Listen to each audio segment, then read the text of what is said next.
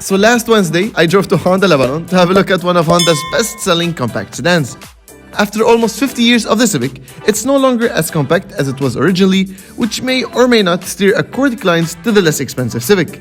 So today, I'll walk you through this new 2022 Civic and we'll discuss how it stacks up against the larger brother. If you enjoy this type of content, consider throwing a thumbs up and feel free to skip to any section through YouTube chapters.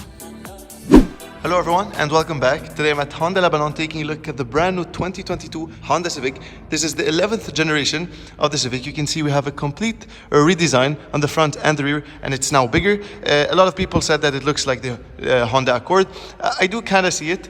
You can see over there we have a white one, so you can see more the design styling. I'm gonna show you that car in a second, but coming closer over here we have new LED lights with these L-shaped daytime running lights. Really smooth design down towards the bottom. Again, fog lights.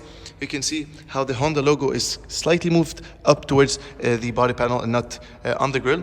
And towards the side, you have those pronounced ridge lines and interesting design for the D pillar.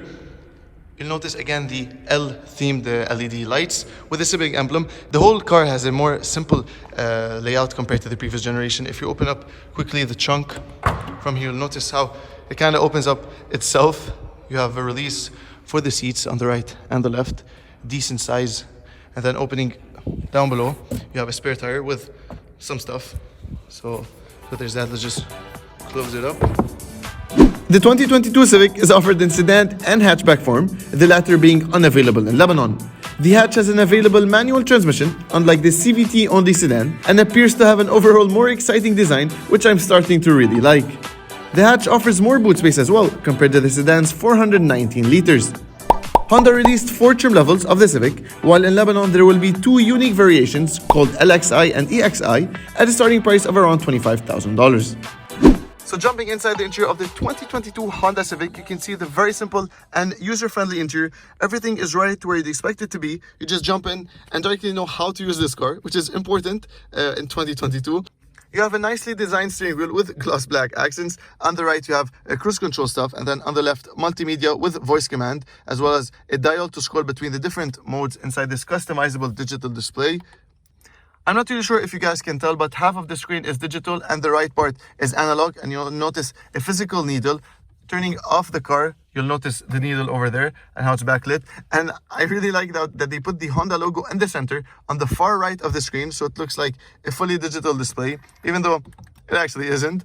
On the left, you have very satisfying air vents to play around with the honeycomb design. I mean, it's starting at $25,000 in Lebanon, which is honestly amazing for the quality that you get in your brand new 2022 Honda Civic. Again, coming onto the doors, you have this nice gloss black trim, the same that you get on the door, chrome aluminum door handle, which is nice. You can see you have parking sensors with traction control, and then opening the door, you'll notice the trunk release is actually on the door. Quite weird placement. Not a huge door bins, but I mean, they do fit some stuff. They do fit a bottle of water in this section. You'll notice cloth again on the doors. It's over here plastic, and then you obviously get automatic windows on all 4 windows basically. And as I mentioned, we have a 7-inch infotainment system. Now, we don't have any dedicated home button. You're actually resting on one of these 3 main settings. You can connect Apple CarPlay or Android Auto, which is very convenient. I guess most of you guys will use that feature because there's not a lot of things in that screen. But it's of good quality. I mean, it's decent. And I love those dials, the knobs over here, very high quality, which is honestly very important. Going into menu. Over here, you'll notice some settings you might want to go through. Display adjustments, for example, brightness, day, you can have, there we go, that's brighter. Very basic system. Now this will look a bit dated in a few years, but I mean, it's okay, you can upgrade to the larger screen. And then obviously you notice the honeycomb design in the center of the dashboard. It's a very neat feature. It looks great in person. Again, those very satisfying air vent controls. And then your climate control, you know how much I love these physical dials. You notice we have a dual zone climate control, and it goes down, I believe, to 15.5 degrees, which is pretty low. I haven't seen 15 in a long time in a car. You can obviously sync them to have them both at the same temperature.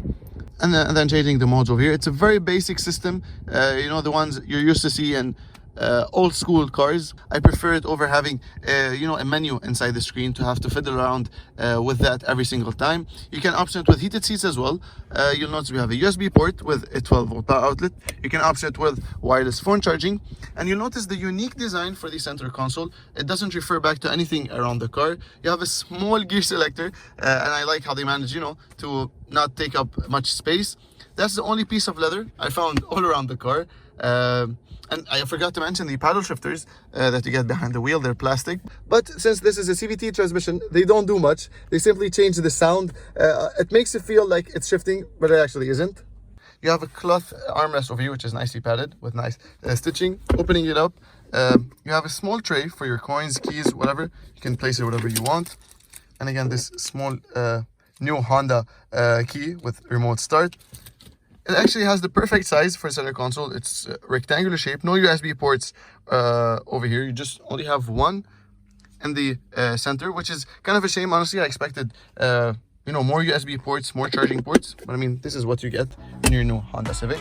You've probably noticed the drive mode selector in the center console that allows you to toggle between Eco, Normal, and Sport, and the blank button on our car is for the auto start stop button.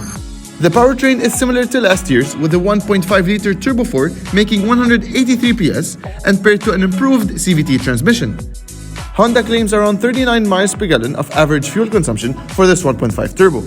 The back seats offer a decent room for a 6-footer like myself, even though headroom is tight, and I was disappointed that the armrest simply rests on the back seats. Better equipped models get 2 USB ports below the air vents.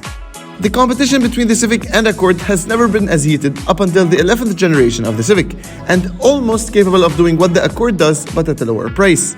Until the reveal of the new and improved Accord, you'll be confused where to put your money. So here's a brief look at the strongest points of each. The fact that the Civic is slowly stacking up against the larger sedans proves this increasing trend of larger vehicles. Most cars are growing bigger for more passenger comfort, and you can clearly see how close the new Civic is to the Accord for passenger space. Looking at the used car market, the Accord is still holding its value well, even for 2018 models, so the 2022 Civic might be the cheaper and more modern alternative for you. Big thanks to Honda Lebanon for making this video possible, and make sure to subscribe for plenty more videos to come.